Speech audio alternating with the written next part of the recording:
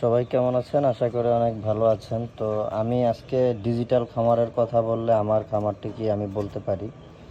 আমার এই ডিজিটাল খামারে রয়েছে খরগোশ, রয়েছে মুরগি এবং রয়েছে আমাদের কোয়েল পাখিগুলো। এবং আমি যদি আরও ওই পাশে দেখাই আপনাদেরকে, এই যে পাশে রয়েছে আমার কবুতর।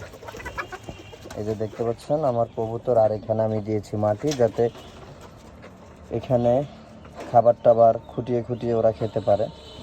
আর আমার এই ডিজিটাল খামারের আরেকটি যে বিষয়, আমি কেন ডিজিটাল খামার বলেছি, আপনারা চাইলে আমার মতো একটি ক্যামেরা লাগিয়ে নিতে পারেন যারা খামার নিয়ে বেশ চিন্তিত। আমি চিন্তিত নই, তারপর আমি লাগিয়েছি।